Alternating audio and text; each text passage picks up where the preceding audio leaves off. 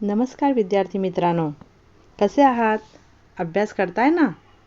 चला तर आज आपण आपल्या चौथा धडा पु ल देशपांडे लिखित उपवास या लेसनचा आता आपण अभ्यास करणार आहोत.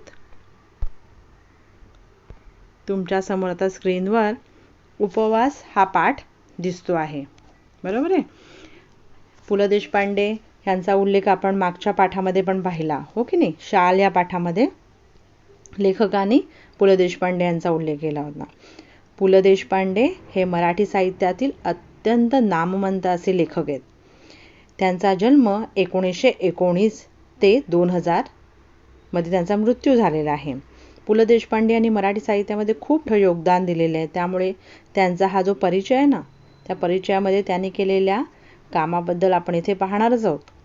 आणि त्याचबरोबर हा उपवास लेसन जो आहे ना, तो खूप छान असा मिश्किल पद्धतीने त्याने लिहिलेला आहे, विनोदी पद्धतीने तो लिहिलेला आहे. आणि त्यामुळे हा मजेदार पाठ जो आहे तो शिकताना त्याचा आनंद आपल्याला घ्यायचा आहे.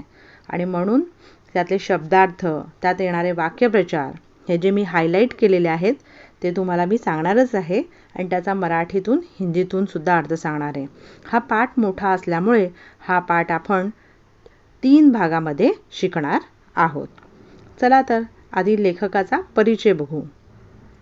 थोर मराठी साहित्यिक, विनोदी लेखक, नाटककार, प्रवास वर्णनकार, चतुरस्र कलावंत, सूक्ष्म निरीक्षण, मार्मिक आणि निर्मळ विनोद, तरळ कल्पनाशक्ती आणि भाषेचा कल्पक व चमत्कृतीपूर्ण उपयोग करण्याचे कौशल्य हे त्यांचे लेखन विशेष.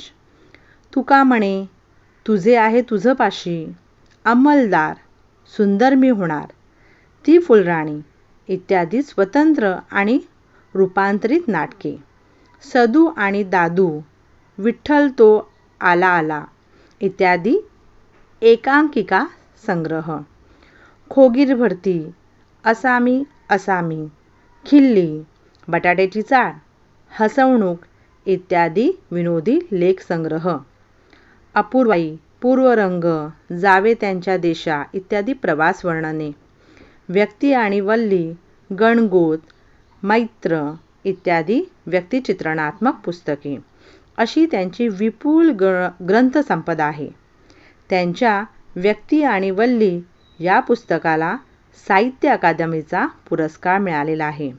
भारत सरकारने पद्मभूषण या पुरस्काराने त्यांना सन्मानित केले आहे. आता अभी हम लोग ये परिचय पढ़ने के बाद पता चल रहा है कि बहुत सारा इन्होंने लेखन किया हुआ है. उन्होंने नाटक लिखे हैं, प्रवास वर्णन लिखे हैं, बहुत सारे लेखन काम उन्होंने किया है. और इसलिए उनको भारत सरकार ने पद्मभूषण पुरस्कार से सम्मानित किया हुआ है. ये हम लोग ने यहाँ देखा. आता ह्या पाठामध्ये उपवास ह्या पाठामध्ये आपल्याला काय पाहायचं आहे, तर यहाँ लेखक खुद के एक्सपीरियंस को बता रहे हैं. और ये उनको बटाट्याची चाळ नाम का उनका जो विनोदी लेख संग्रह है, जिसमें उन्होंने बहुत सारी आर्टिकल्स लिखे हुए हैं, उसी में से एक ये लेसन है उपवास. और लेखक बोलते हैं मिडिल क्लास की व्यक्ति जो होती है ना, वो हमेशा क्या करती है, कुछ ना कुछ संकल्प करती है, अपने मन में एक टारगेट रखती है, पर वो टारगेट कंप्लीट कर पाती है क्या, और करने के टाइम में उसमें बहुत सारे उसको समस्या आती है. और उस समस्याओं को सॉल्व करते हुए जो जो प्रसंग आते हैं ना उसकी लाइफ में, उसका बहुत ही मज़ेदार पद्धति से पु ल देशपांडे इन्होंने क्या किया, इस पाठ में वर्णन किया हुआ है. तो चलिए क्या बताया है इस पाठ में, हम लोग इसको देखते हैं. या पाठामध्ये पहिल्यांदा त्यातले काही शब्दार्थ आहेत जे ब्लू कलरने हायलाईट केलेले आहेत, त्याचा अर्थ मी सांगणार आहे. त्याच्यानंतर ग्रीन कलरने हायलाईट केलेले आपले या पाठामधले वाक्यप्रचार आहेत. तुम्हाला माहिती आहे वाक्यप्रचार हा क्वेश्चन आपल्याला परीक्षेत विचारला जातो. आणि त्याचबरोबर मी प्रत्येक पॅरेग्राफ वाचून झाल्यावर त्याचा हिंदीतून सुद्धा अर्थ सांगणार आहे. माझ्या खाजगी उपोषणाची हकीकत चाळीत जाहीर झाली आणि येता जाता ही माझी नाही ती भानगड आहे, उगीचच हात दाखवून अवलक्षण आहे, पेलत नाही तेव्हा खाजगी झालं, अशी वाक्ये माझ्या कानावर येऊ लागली. पण मी कोणत्याही टीकेला भीक घालणार नव्हतो. 181 पाऊंड. रात्रंदिवस ते कार्ड माझ्या डोळ्यापुढे नाचत होते. वजन कमी झाले पाहिजे या विचाराने माझी झोप उडाली. झोप कमी झाली तर वजन उतरते या विचाराने मला त्याचेही काही वाटत नव्हते. मी पूर्वीसारखा गाढ झोपत नाही यावर धर्मपत्नीचा मात्र अजिबात विश्वास नव्हता. घोरतर असता रात्रभर अशासारखी दुरुत्तरे ती मला करत असे. आता यामध्ये आलेले शब्द बघूया. खाजगी. खाजगी म्हणजे स्वतःचा, प्रायव्हेट. हात दाखवून अवलक्षण ही फ्रेज आहे. आपणहून संकट ओढवून घेणे. ओके. टीका. टीका म्हणजे काय? क्रिटिसाइज. गुणदोषाचे विवरण. भिकेला भीक घालणार नव्हतो. भीक घालणार नव्हतो म्हणजे काय? तर मी कोणत्याही गोष्टीला काय करणार नव्हतो? घाबरणार नव्हतो. लक्ष देणार नव्हतो. भीक न घालणे म्हणजे लक्ष न देणे. आता लेखक क्या बोल रहे कि मैंने उपोषण करना शुरू किया या मैंने डाइट करना शुरू किया. ये बात जब मैंने लोगों को मैं चौल में रहता था और चौल में सब लोग एक दूसरे की लाइफ में इंटरफेरेंस करते रहते हैं. ऐसे किसके घर में क्या चल रहा है, किसको क्या प्रॉब्लम है, कौन क्या काम कर रहा है, ये सब देखते रहते हैं. इस तरह से लेखक बोल रहा है कि मैं जहाँ रहता था, बटाटा जिस चाड़ में रहता था, वहाँ लोगों को पता चला कि मैं क्या करने वाला हूँ, उपोषण करने वाला हूँ, यानी मैं डाइट करने वाला हूँ. तो मैं ये क्या नई नई भानगढ़ निकाल के बैठा हुआ ऐसे लोगों को लगा.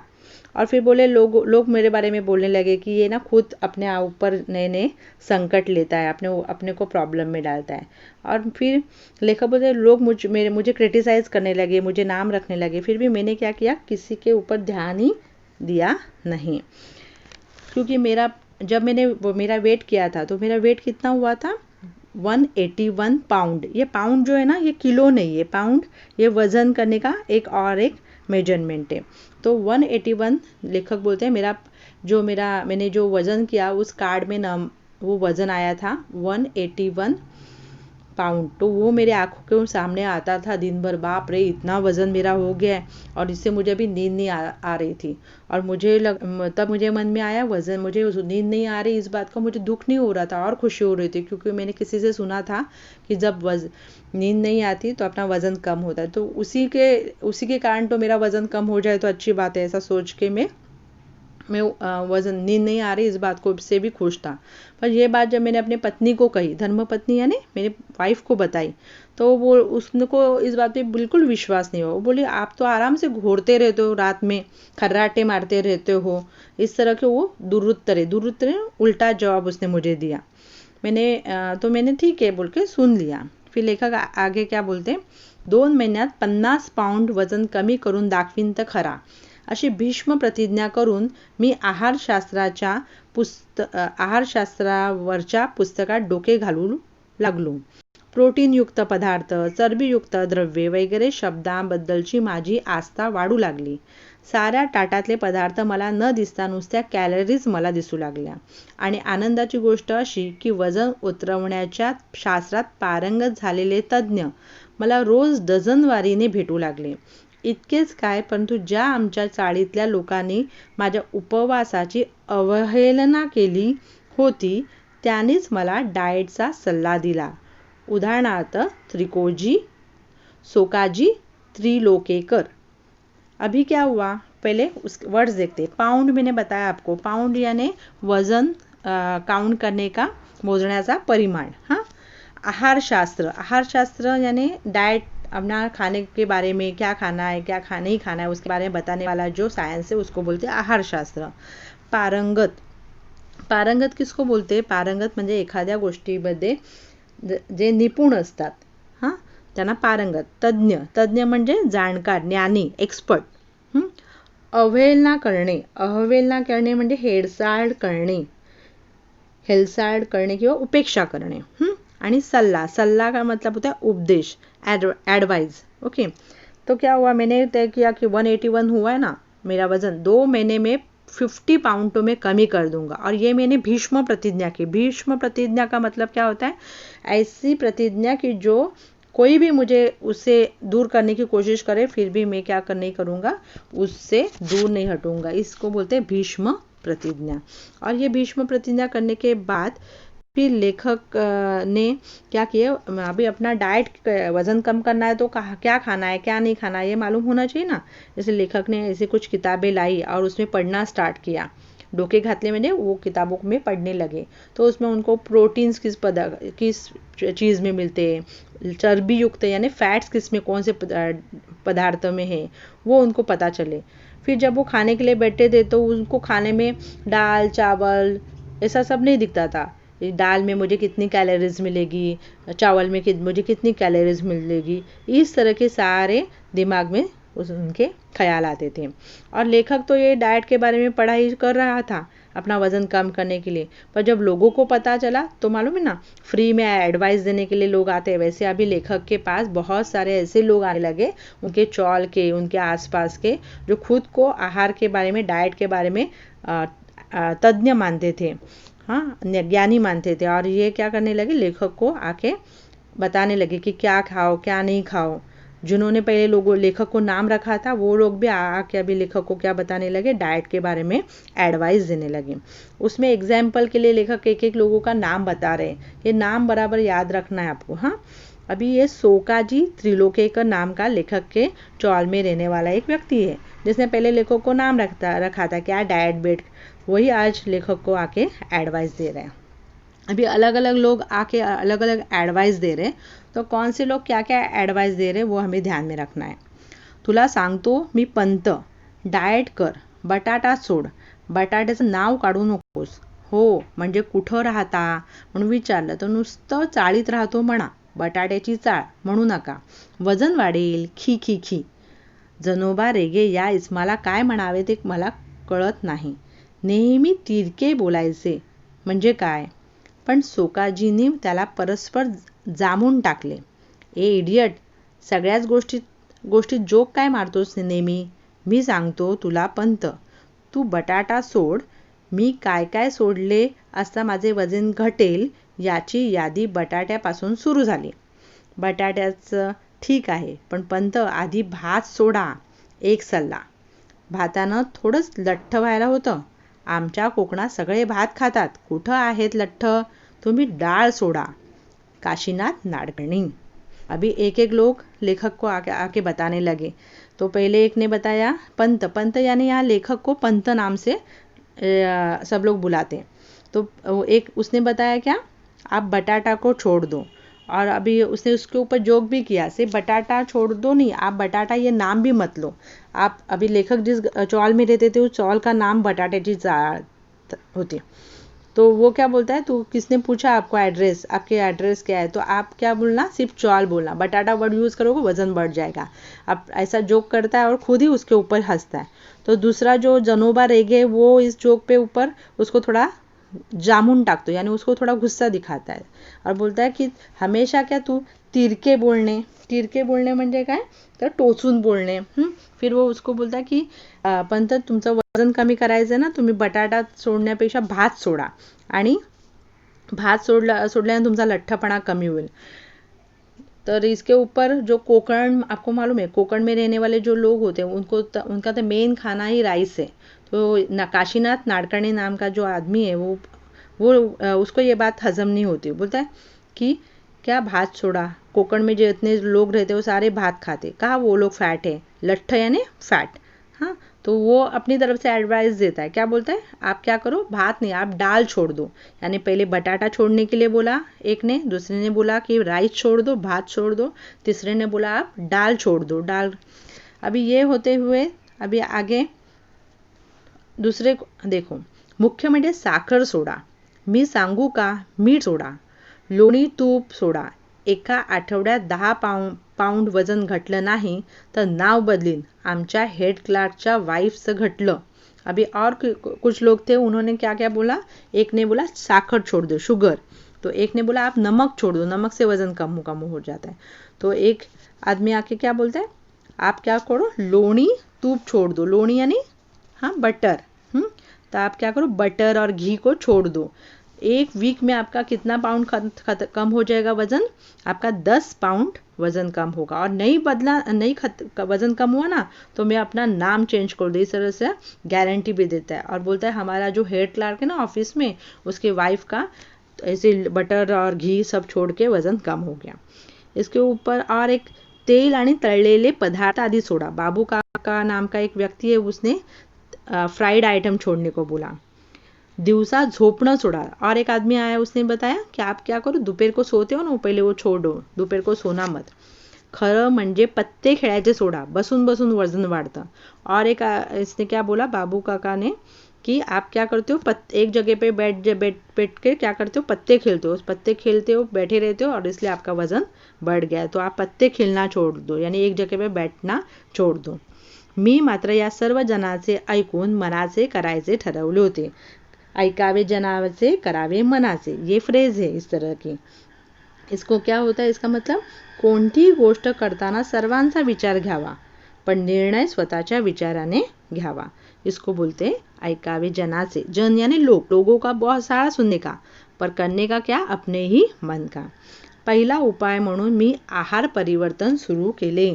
आहार परिवर्तन म्हणजे जेवणातला बदल। मैंने अपने खाने में जो पहले वाले जैसे मैं खाता था वैसे नहीं, अभी थोड़ा मैंने खाने में चेंज कर दिया। अभी क्या चेंज किया वो देखते हैं। साखरेत सर्वात अधिक कॅलरीज असतात, म्हणून प्रथम बिन साखरेचा चहा सुरू केला। पहिल्या दिवशी विशेष फरक वाटला नाही। घरात साखरबंदी जाहीर केली। कुटुंबाला सारी दिवाळी तिखट मिठावर करायची सक्त ताकीद दिली। मुलांसाठी म्हणून काय थोडं गोडाधोडाचं करायचं ते कर, एवढी सवलत ठेवली। पहिल्या दिवशीच मला फरक जाणवायला लागला। भात अजिबात वर्ज्य करणे अवघड होते, म्हणून फक्त पहिला भात आणि ताक भात ठेवून मधला भात वर्ज्य केला। नुसती उकडलेली पालेभाजी खाणे कसे जमणार हा विचार किती पोकळ होता याचा अनुभव ती खाल्ल्यावर आला। आणि नेहमीच्या भाजीत ही निराळे काय करते याचा अजूनही अंदाज आला नाही। आता ह्या पॅराग्राफमध्ये आलेले शब्द बघा। ताकीद। ताकीद देणे म्हणजे काय, एखाद्याला आपण जेव्हा सक्त हे करतो ना, ही गोष्ट करायची नाही, त्याला ताकीद देणं म्हणतात। ओके, त्याच्यानंतर ताकीद देणे ही एक फ्रेज सुद्धा आहे। ताकीद देणे म्हणजे समजणे, समजावणे। वर्ज्य करणे म्हणजे काय, सोडून देणे। आता बघू ह्याच्यात काय झालं। लेखकाला कळलं की आहारशास्त्राची पुस्तकं वाचल्यावर की कॅलरीज सगळ्यात जास्त साखरेत, गोड पदार्थ, मीठे पदार्थ खाते ना तो उससे ज़्यादा वजन बढ़ता है। इसलिए लेखक ने घर पे बताया वाइफ को कि आज से बाद मुझे चाय जब भी दोगी मुझे बिन शक्करेचा चाय देना। और बोला घर पे अभी शक्कर लाना ही नहीं, शक्कर को बंदी। फिर बोला अभी दिवाली आएगी, दिवाली में भी ना मीठे पदार्थ मत करना, यानी लड्डू ऐसे सब नहीं बना। जो भी चकली, सेव ऐसे तीखे पदार्थ है ना, तिखट मीठा से, उसी को लेके क्या करो आप, दिवाली के सारे पकवान बनाओ। फिर बोला बच्चे घर पे तो बच्चों को थोड़ा मीठा चाहिए तो बच्चों के लिए थोड़ा सा बना देना, ऐसे सहूलत भी दे दी, सहूलत यानी परमिशन दे दी। और फिर अपना रोज के खाने में उन्होंने क्या बदल किया, भात बिना खाए तो होगा नहीं, आदत है इतने दिन से। तो फिर उन्होंने क्या किया, भात खाने का, पर खाने के लिए स्टार्टिंग पहले फर्स्ट टाइम भात लेते वो लेने का, फिर लास्ट वाला भात, और बीच में जो हमेशा और भात एक्स्ट्रा लेते थे मांग के वो नहीं लेने का। इस तरह थोड़ा भात पे कंट्रोल किया। फिर सोचा कि जो भी भाजी खाएंगे ना उसको उबाल के खाने का, पर ये बिना उबली हुई भाजी कैसे खाएंगे, बिना उसमें तीखा नहीं है, तेल नहीं है, तो कैसे खाएंगे, ऐसे उनके मन में आया। तो जब वाइफ ने उनको खाने के लिए रोज की तरह भाजी दी तो बोले अरे ये बिना तेल और नमक वाली भाजी जो मैं अभी खा रहा हूँ, रोज भी वैसी तो भाजी होती है, इस तरह हमेशा की भाजी में भी कुछ ज़्यादा टेस्ट नहीं होती है। इस तरह से उन्होंने एक बात यहाँ की है और एक जोक हमारे सामने आता है। फिर नेक्स्ट पैराग्राफ। पहिला दिवस सुरळीत गेला। सुरळीत यानी कि व्यवस्थित, स्मूथली गए। डाइट शुरू करने का फर्स्ट डे बहुत अच्छा गया, यानी बिन शक्कर की चाय पी ली, थोड़ा राइस कम कर लिया, उनको खुद को अच्छा लगने लगा। दुसऱ्या दिवशी व्रतभंगाचा प्रसंग आला। अरे फर्स्ट डे ही मन में थोड़ा अच्छा फर्स्ट डे ही अच्छा गया उनका, और ऐसे हुआ कि अभी नेक्स्ट डे उन्होंने जो डाइट का प्लान किया था वो क्या होने वाला था, अभी ब्रेक होने वाला था. व्रतभंग होणे म्हणजे काय होणे, अभी तुटने वाला था उनका प्लॅन. क्या बात हुई ऐसे. पहिल्या दिवशी निम्म्याहून अधिक कचेरीला माझं वजन घटवण्याच्या व्रताची वार्ता केली होती.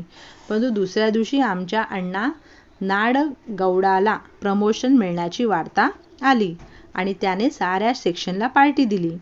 कॅन्टीनच्या आचार्याने तर माझ्या डाएटवर सूट घ्यायचा असे ठरवून पदार्थ केले होते. बरे, न खावे तर अण्णा नाडगौडाला वाईट वाटणार. बिचारा 6 वर्षांनी एफिशियन्सी बारच्या जाळ्यातून बाहेर पडला होता. आचार्याने मिठाई साखर न घालता साखरेत मिठाई घालून आणली होती. घासागणिक सहस्रावधी कॅलरीज पोटात चालल्या होत्या. त्यामुळे खाल्लेले गोड लागत नव्हते. बटाटे वडे होते म्हणजे आणखीन कॅलरीज. चिवडा अस्सल वनस्पतीतला, त्यामुळे आणखीन कॅलरीज. आणि एवढे सगळे हादळून शेवटी भज्यांशिवाय पार्टी कसली. या भिकोबा मुसळ्याच्या टोमण्यामुळे चेकाळून नाडगौडाने स्पेशल भज्यांची परत ऑर्डर दिली. आता अभी क्या हुआ देखो. फर्स्ट डे तो लेखक का डाइट का अच्छा गया. सेकेंड डे में ही उसका डाइट का जो प्लान था वो ब्रेक होने जैसा एक सिचुएशन आई. क्या हुआ, उनके ऑफिस में कचेरी यानी ऑफिस, लेखक के ऑफिस में सब जगह बात फैल गई थी कि लेखक डाइट कर रहे हैं. पर क्या हुआ, उनके ऑफिस में अण्णा नाडगौड़ा नाम के एक व्यक्ति है, उनका प्रमोशन मिल गया. अभी प्रमोशन मिलते हैं तो पूरे सेक्शन को पार्टी देनी पड़ती है. तो उस तरह उन्होंने अपने सेक्शन को पार्टी देने का प्लान किया. उन्होंने अपने ऑफिस के कैंटीन वाले को बताया, वो जो खाना बनाने वाला जो था ना आचार्य, उसको क्या बोला कि तू बहुत अच्छे पदार्थ बना पार्टी के लिए.